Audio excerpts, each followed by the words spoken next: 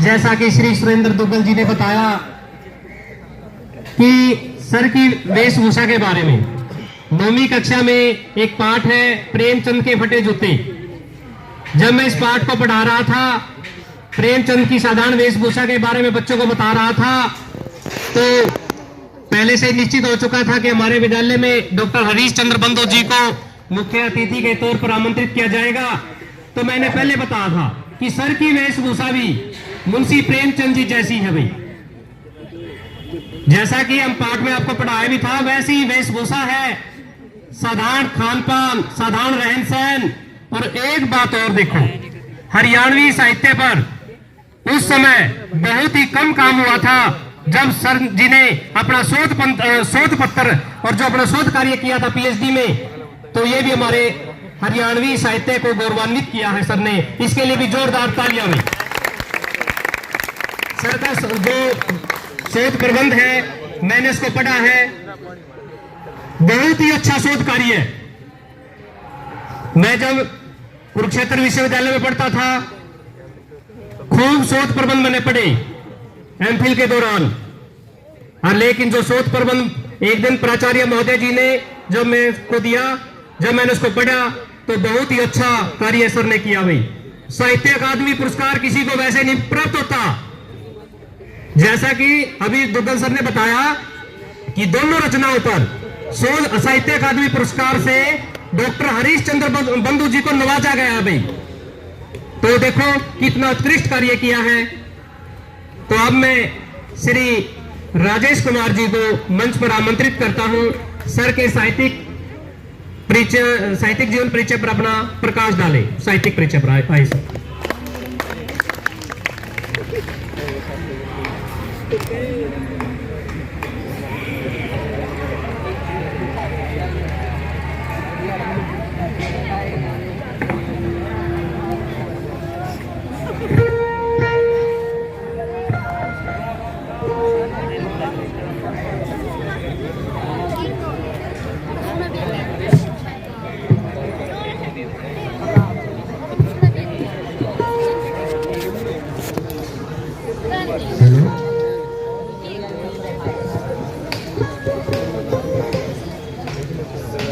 गुरुर् ब्रह्मा गुरुर्विष्णु गुरुर्देव महेश्वरे गुरुर साक्षात परब्रह्म तस्मै श्री गुरुवे नमः।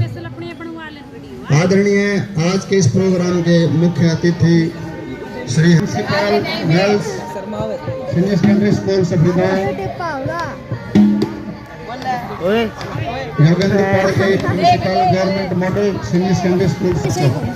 सबसे पहले तो मैं आप सभी को आज अध्यापक दिवस की शुभकामनाएं देना चाहता हूँ। चिरकाल से ही भारतीय समाज में गुरु शिष्य परंपरा निरंतर चलती आ रही है। गुरु के आशीर्वाद, स्नेह और मार्गदर्शन को प्राप्त कर एक शिष्य अपने लक्ष्य के चरम तक पहुंच सकता है।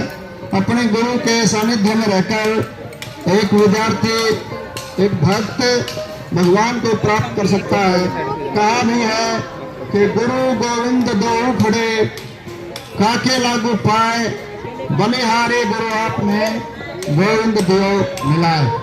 आज हमारे देश उसी गुरु शिष्य परंपरा की अनूठी मिसाल के रूप में मौजूद है श्री हरीश चंद्र बंधु जी। एक बार जोरदार तालियां बजाकर सभी स्वागत करें। मैं अपने आप को बड़ा सौभाग्यशाली समझता हूँ कि मुझे आज उनकी साहित्यिक जीवन यात्रा के बारे में परिचय देने का सौभाग्य प्राप्त हुआ। बड़े भाग्यशाली होती है वो नगरी, वो सतली जहाँ पर कोई महान खिलाड़ी, महान एथलीट, महान कवि और कोई महान नेता, अभिनेता पैदा होता है। तो मैं अपने सफीदम ब्लॉक को, उसके साथ साथ सिल्लाखेड़ी गांव को बहुत बहुत बधाई देना चाहता हूं। हरियाणवी समाज के हर पहलू को छूने व उसको कविता के रूप में पिरोने वाले अनूठी शख्सियत है श्री हरीश चंद्र बंधु जी। फिर चाहे राजनीति की बात हो, जीवन शैली की बात हो, ईश्वर भक्ति की बात हो, पर्यावरण सुधार, मानवीय गुण अवगुण, समाज के अंदर मौजूद भेदभाव, करुणा, दर्द, तो उनकी रचनाओं में अनूठी दक्षता है जो पाठक को अंदर तक छू लेती है। बंधु जी की कविता का अंदाज कबीराना रहा है। व्यंग्य की बहुत पैनी मार इन कविताओं में है। कवि की पैनी नजर से समाज की कोई भी विसंगति बच नहीं पाए।